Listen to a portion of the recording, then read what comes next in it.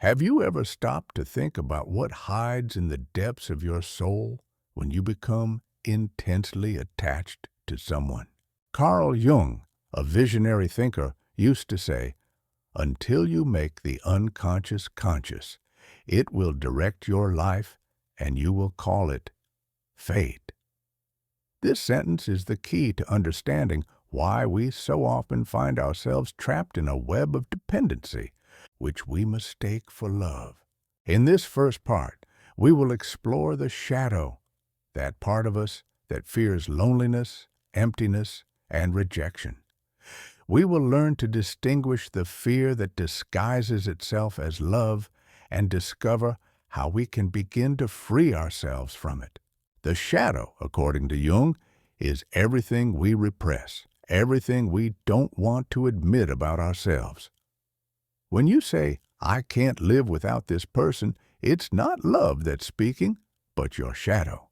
It is a fear that you hesitate to acknowledge. The shadow whispers in your ear, "You won't make it alone. You are not worthy of love. If this person leaves, you will be nobody." And we believe these words because we are not used to looking within ourselves. However, Jung taught us that the shadow is not an enemy. It is a part of you that longs to be accepted and healed. How do you know if what moves you is fear and not love? Ask yourself a sincere question. What do you feel when you imagine that this person is no longer part of your life?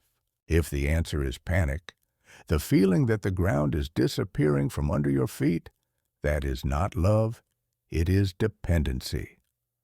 True love does not generate dread in the face of loss because it is not based on need.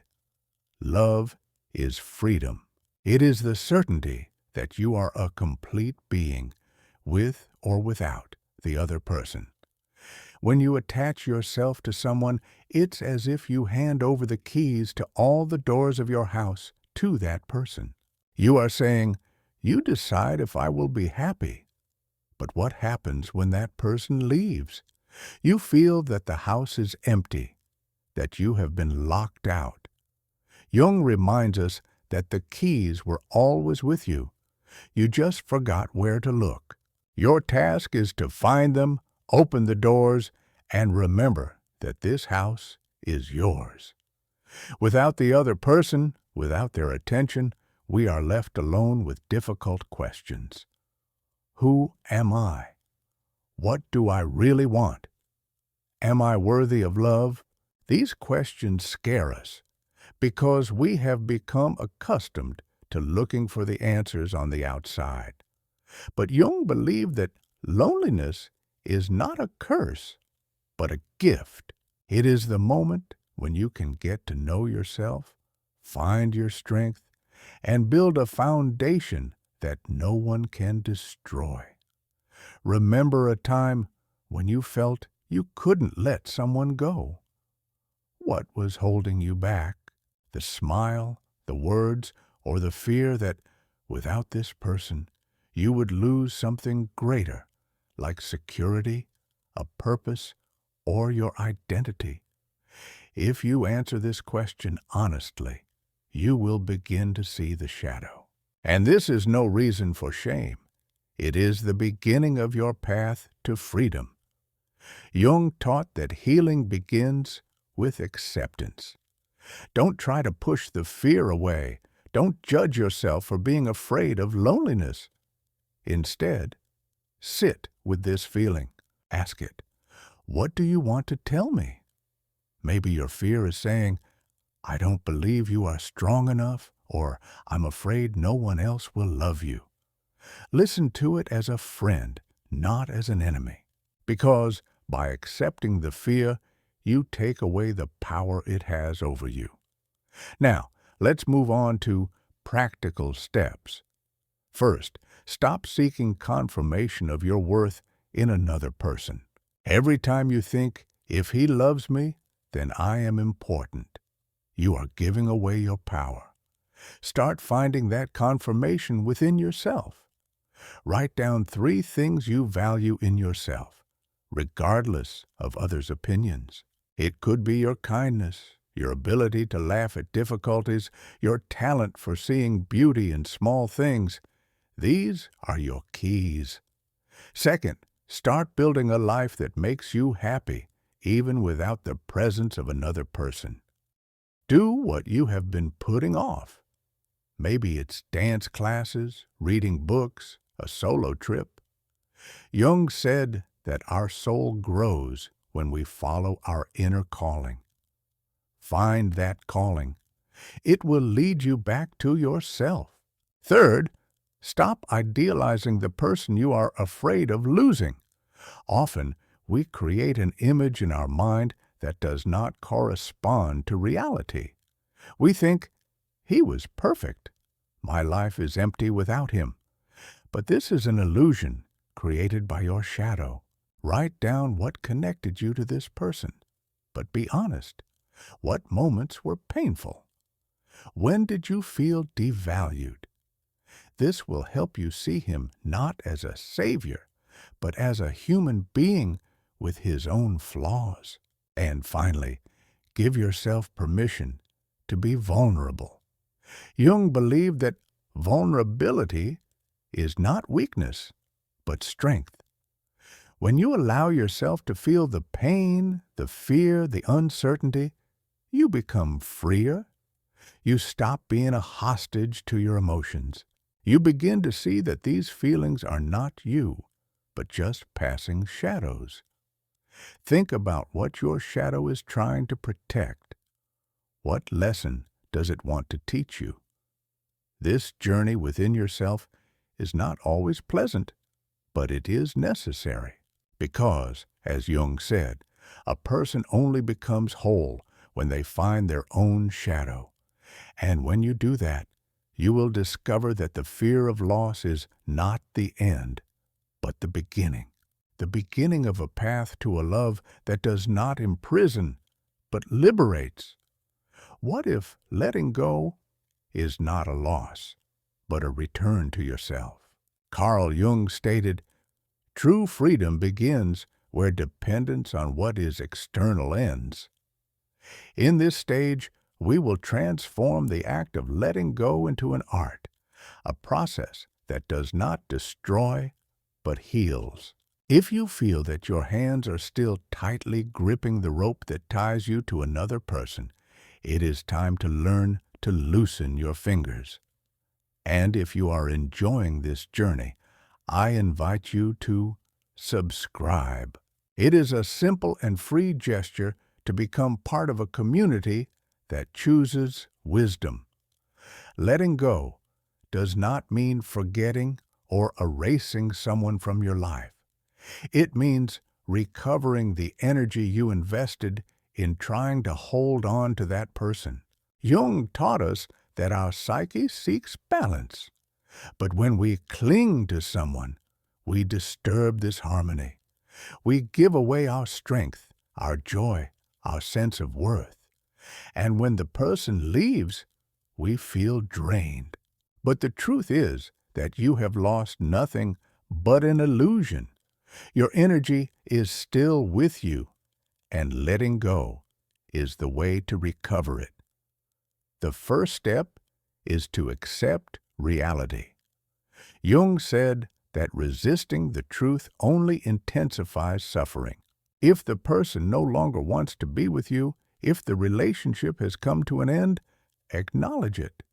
Do not cling to the hope that everything will change. Do not live in fantasies about what could have been. Reality is your ally because it liberates. When you tell yourself, "This is over," you're not giving up.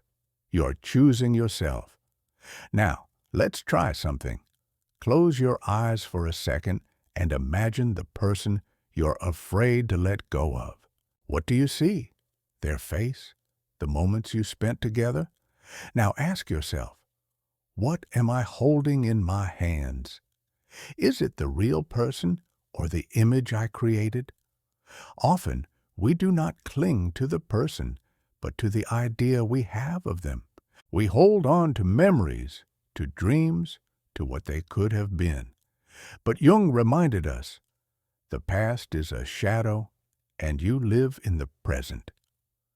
The second step, stop blaming yourself or the other. Jung believed that blame is a trap that keeps us in the past. You might think, if I had been better, he would have stayed. Or, it's his fault, he betrayed me. Neither of these paths leads to freedom. Instead, ask, what did this situation reveal to me about myself? Perhaps you will discover that you ignored your own needs for a long time, or that you were afraid to be honest. This is not a reason for shame, but an opportunity to grow. The third step, create a space for yourself. When you let go, you free up a space in your soul, but this place can be frightening because it seems empty. Jung said that emptiness is not the end, but the beginning. It is a blank canvas on which you can paint a new life. Start filling that space. Do what brings you joy. Remember who you were before this relationship. What dreams did you postpone? What parts of yourself did you forget? It is time to bring them back. The fourth step, let go with gratitude. This may sound strange, but Jung taught that every encounter in our life has a purpose. Even if it ended in pain, it left a mark. Maybe this person taught you to be stronger. Maybe they showed you what you do not want for the future. Give thanks in your heart, not for the pain, but for the lessons. This does not mean you should forgive everything or remain friends. It means you are choosing peace over bitterness. Now, think about how you would feel if you let go not with pain, but with lightness. If, instead of tears, you felt freedom. Jung believed that letting go is an act of self-love. You are not losing the person. You are recovering your right to be whole. And this is not the end, but the beginning of a new path. The practice of letting go takes time. Do not expect to wake up tomorrow and have forgotten everything. But each day, take a small step. Maybe today you will delete his message from your phone. Maybe tomorrow you will allow yourself to smile without feeling guilty. Every step is a victory, and with each step, you will feel the chains that bound you become lighter. Jung said that our soul is a garden that needs to be cultivated. When you let go, you are pulling out the weeds to make room for new flowers. And these flowers are your strength, your joy, your ability to love without fear. Therefore, do not fear the emptiness, do not fear the pain. They are part of the process that leads you back to yourself. It is a return? But how to ensure that this return is the beginning of a new and fuller life? We will talk about that next. For now, ask yourself, what can I do today to feel a little more free? Has your heart ever hurt so much that it felt like it would never heal? Carl Jung said, what you resist persists. What you accept transforms you. In this part, we will talk about how to heal the pain of loss without closing your heart. We will learn to welcome our feelings so that they become not chains, but steps to a new version of you, stronger, wiser, and freer. The pain after the loss of someone you loved is inevitable. It comes like a storm, and it seems like you will never see the sun again. But Jung taught that pain is not an enemy. It is a messenger that says, pay attention. There is something here that needs to be healed. When you lose someone, you don't just lose a person. You lose part of your story, your dreams, your vision of the future. And this loss makes you feel vulnerable, broken, lost. But here is the secret. Pain does not destroy you. It reveals you. It shows where you hid your fears, where you put the other person above yourself, where you forgot who you are. And if you learn to listen to this pain, it will become your teacher. Jung believed that every wound is an opportunity for growth, but for that, you must stop running away from your feelings. What do we do when we feel pain? We distract ourselves. We tell ourselves, it will pass. Or we throw ourselves into new relationships, or we dive into work. But Jung warned, what you repress does not disappear. It sinks into your shadow and returns in the form of fears, distrust, and loneliness. Healing begins when you allow yourself to feel, when you say, yes, I am in pain, yes, I miss them, yes, I am afraid. This is not weakness, it is courage. Find a quiet place, close your eyes and ask yourself, what am I feeling? Do not try to label the feeling as right or wrong. Just allow it to exist. Maybe it is a sadness that tightens your chest. Maybe it is an anger you didn't want to admit. Maybe it is a longing for what was. Give a name to this feeling and allow it to flow through you. Jung said that emotions are like a river. If you build a dam, they will flood you. If you let them flow, they will find their way. Now, let's talk about acceptance. Accepting the pain does not mean agreeing with it. It does not mean saying, I deserve to suffer. It means recognizing that the pain exists and that it has the right to be there. When you accept your feelings, you stop fighting against them. You stop wasting energy trying to pretend that everything is fine. And in this liberation, strength is born. Jung taught that healing is a process of integration. You cannot get rid of the pain by suppressing it, but you can weave it into your story. Think of your life as a book. The loss of someone is not the end of the book, but a chapter. It is a painful chapter, but one that teaches you something new. Maybe this chapter has shown you that you are stronger than you thought. Maybe it has taught you to value yourself. Maybe it has revealed that love is independence, not possession. Jung said that looking for culprits is a way to avoid responsibility for your own life. Instead of asking, why did he do this to me? Zrenya asked, how can I use this pain to become better? Maybe you will learn to set boundaries. Maybe you will start to respect your own needs. This is growth. Second, find meaning in your pain. Jung believed that everything that happens in our life has a purpose. Even the darkest moments are not accidental. Ask yourself, what is this loss teaching me? Maybe it has shown you that you were looking for love on the outside instead of finding it within yourself. Maybe it has forced you to remember dreams you postponed because of another person. Jung said that self-love is the foundation of all healthy love. If you feel a void after the loss, do not look for someone to fill it. Fill it yourself. Start with small things. A walk in nature, a diary where you write your thoughts, a cup of tea in silence. This is not selfishness. It is a way of saying to your soul, you are important. And finally, allow yourself to dream again. Pain can make you think that you will never be happy again. But Jung reminded us, The soul always seeks the light. Imagine what your life could be like without these chains.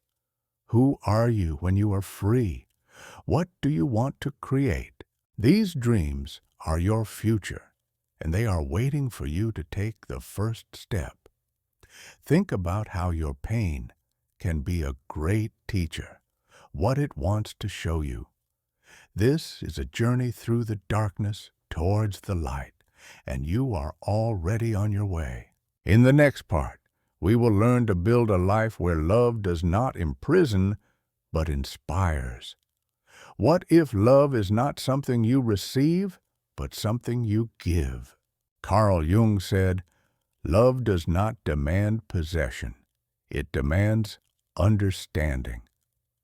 In this part, we will discover how to build relationships free from dependency, first with yourself and then with others. We will learn to love without fear, without control, without the need to fill a void. This is the path to a love that does not chain, but liberates. Jung taught that all the relationships in our life are a reflection of our connection with ourselves. If you do not love yourself, you will seek that love in others. If you do not trust yourself, you will demand trust from others. If you do not feel complete, you will see the other as the part you are missing. But the truth is this: no one can complete you because you are already whole. Your task is to remember this: how to build a healthy relationship with yourself. The first step is to stop being your own enemy. Jung said that many of us carry an inner critic that constantly points out our flaws. This critic says, "You are not worthy of love. You do everything wrong." But this voice is not you. It is a shadow that has grown from old wounds. Start talking to yourself as you would to a friend.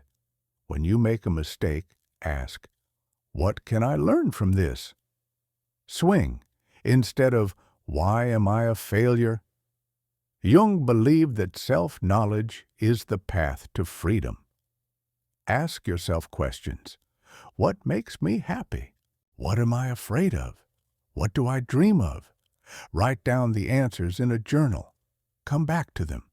Look for your strengths. This is not egocentrism, but a way to build a solid foundation on which you can confidently stand. The third step is to set boundaries. Jung said that self-love includes the ability to protect your soul. If you always put others above yourself, you lose yourself. Learn to say no when necessary. Learn to ask for what is important to you. This does not mean becoming cold or selfish. It means respecting yourself as much as you respect others. Now, let's talk about love for others. When you are whole, you love differently. You do not look for a savior in another person.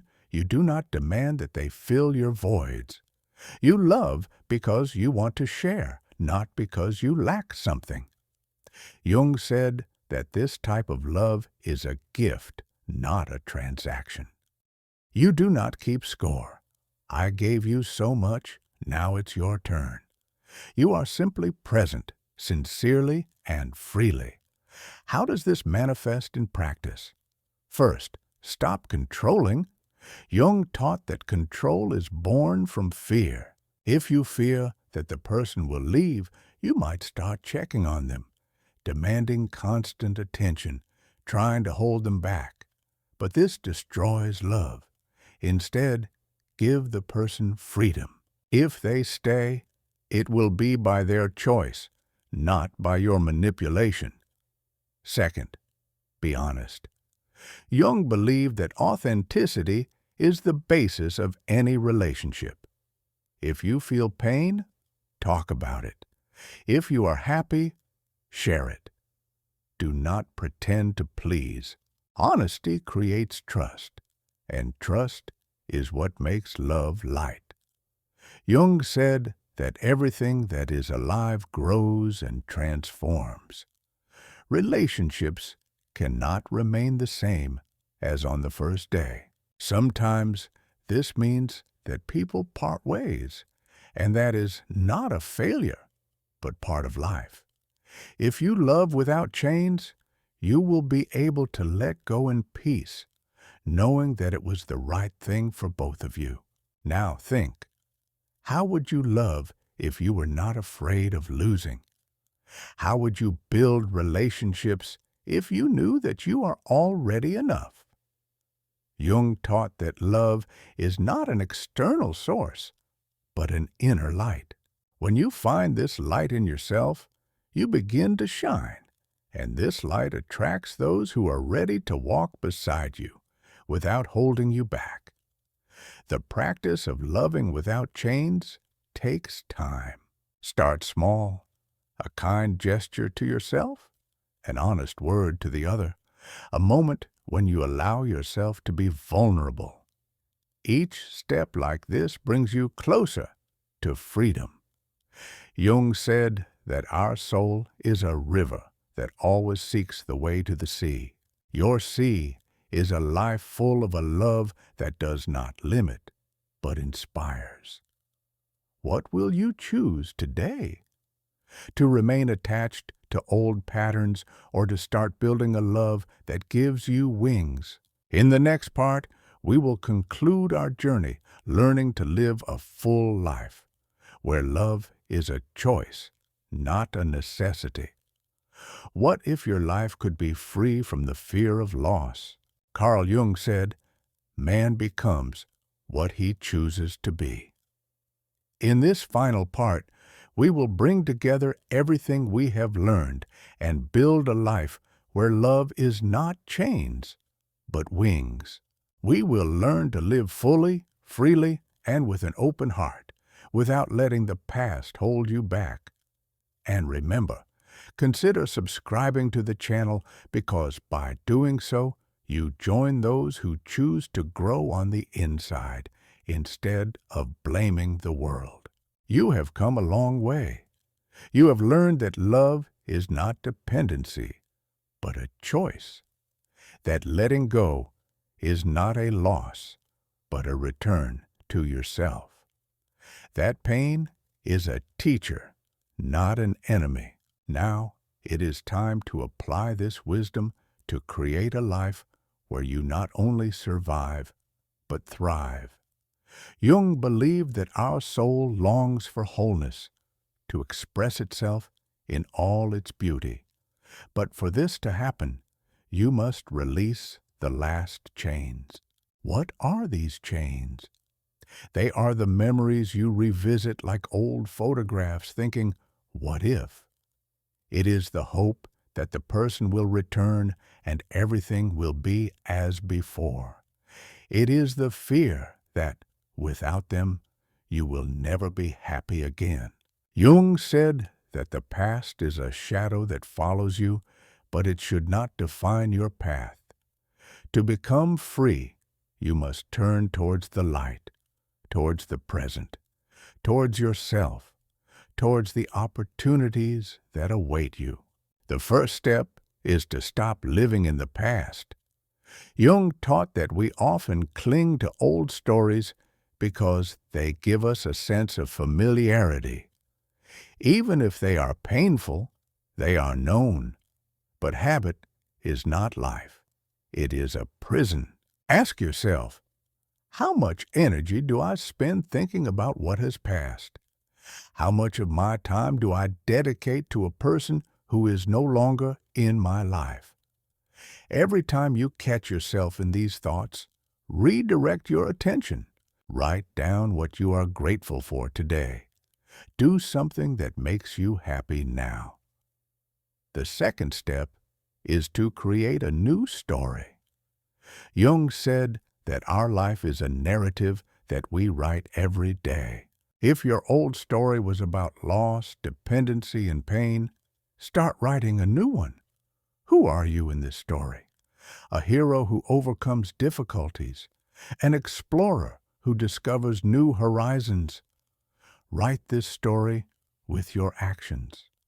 Maybe it's a new project, a new hobby, a new circle of friends. Every step is a line in your book. Jung believed that the universe always guides us to what we need if we are open. When you let a person go, you are not closing a door. You are opening it to new possibilities. Maybe it is a new love, maybe a friendship that will transform your life. Maybe it is yourself, becoming stronger and wiser. Trust that everything that goes away makes room for something better. The fourth step, live with an open heart.